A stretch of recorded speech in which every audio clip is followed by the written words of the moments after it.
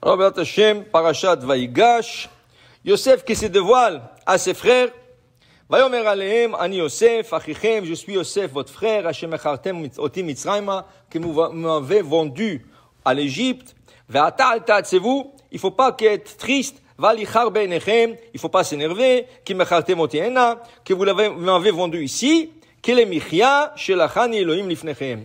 Ne vous stressez pas, ne vous énervez pas. Pourquoi? Parce que vous comprenez aujourd'hui que Mina Shamaim, ça a été fait qu'il soit vendu là-bas, qu'il descende là-bas, pour qu'il devienne vice-roi, pour qu'il puisse nourrir sa famille. En Canaan, qu'est-ce qu'il y avait? La famille, il n'y avait pas de juifs, il y avait une famille hébreu. Il y avait Yaakov et ses enfants. Et combien ils étaient? Ils étaient 66. Avec Yosef et sa femme et ses deux fils, ils étaient 70. C'est tout ce qu'il y avait de juifs dans le monde. C'est tout ce qu'il y avait de juifs dans le monde. Mais toute cette famine, tout ça, et toute cette histoire, tout ça, c'est pour que Yosef puisse nourrir son père, ses frères, leurs enfants avec dignité. Okay? Alors il leur dit, ne vous énervez pas. Pourquoi? Oui, c'était une histoire triste. Que des frères ont pris un frère, ils l'ont jeté de la maison, ils l'ont vendu. Mais maintenant, aujourd'hui, on comprend, 22 ans plus tard, on comprend que tout était Mina Shamayim. Ça a pris 22 ans, mais on comprend. Des fois, Hachem, il fait des choses, et tu ne comprends pas pourquoi. Tu dis, wow, pourquoi, et tu poses questions, tout ça. Mais après longtemps, quand tu vois le plan d'Hachem, tu dis, ah, maintenant je comprends qu'est-ce qu'Hachem voulait dans cette situation. Il leur dit, maintenant, vous comprenez que je suis là pour devenir le vice-roi, pour vous supporter. Okay? S'ils ne l'auraient pas vendu, qu'est-ce qu'ils auraient fait dans les 5 années de famine, le 7 ans de famine? Okay? Alors maintenant, quand ils se rendent compte ça fait déjà 2 ans de famine. Il y a 2 ans déjà qui sont écoulés de la famine. Mais Yaakov, il avait encore dû manger. Il avait. Pourquoi Yaakov, il a envoyé ses enfants en Égypte? Il leur a dit pour Ainara. Pourquoi? Yaakov il avait encore dû manger. Mais le problème, tout le voisin, tout le goïm qui avait autour, il allait acheter en Égypte. Et quand il regardait Yaakov, il va pas lui, qu'est-ce qu'il a? C'est la banque, lui. Il a une banque d'argent, qu'est-ce qu'il a lui? Pourquoi il va pas? Il a dit à ses enfants, écoutez, Lamma titraou. Rachid dit, on va enlever l'Ainara de nous, pour que les gens ne parlent pas de nous, allez-y acheter.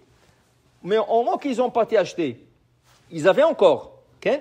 Mais Yosef leur dit, écoutez, ça fait 2 ans déjà, la famille est dure. C'était une longue période. Mais, je sais que vous avez, mais sachez une chose, Ve'od chamesh shanim. Mais cette famine va durer encore 5 ans. Et là, vous n'aurez pas. Pour le moment, vous avez. Mais 5 ans encore, vous n'allez pas pouvoir tenir comme ça. Il n'y a pas. Alors, il leur dit, voilà, emmenez la famille maintenant qui est descendue en Égypte. Qu'est-ce qui arrive plus tard? Quand ils emmènent le père, Jacob, la famine s'est arrêtée. Comment il s'est arrêté la famine? Comment il s'est arrêté? Parce que Yosef, il a pris Yaakov, son père, il lui a béni au pharaon. Quel bracha il lui a donné au pharaon?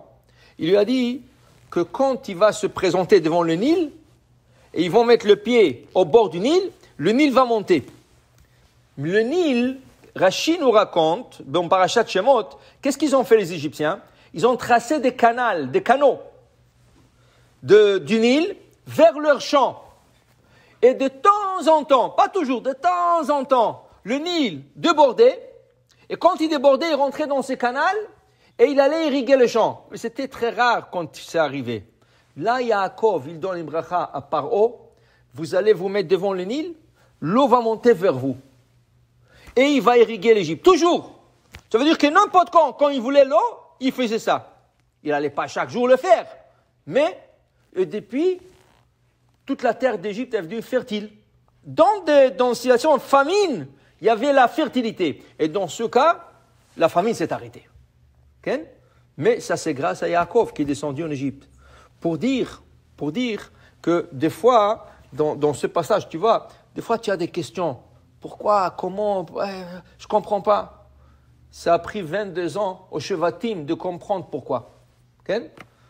Des fois, tu peux comprendre, des fois, une semaine, un mois, mais tu peux aller jusqu'à 22 ans. Okay? Pas comprendre, avoir des questions, et rien qu'après, tu comprends, oh, ouais, maintenant je comprends quel est le plan d'Hachem. Baruch Adonai Le'olam. Amen ve Amen. Rabbi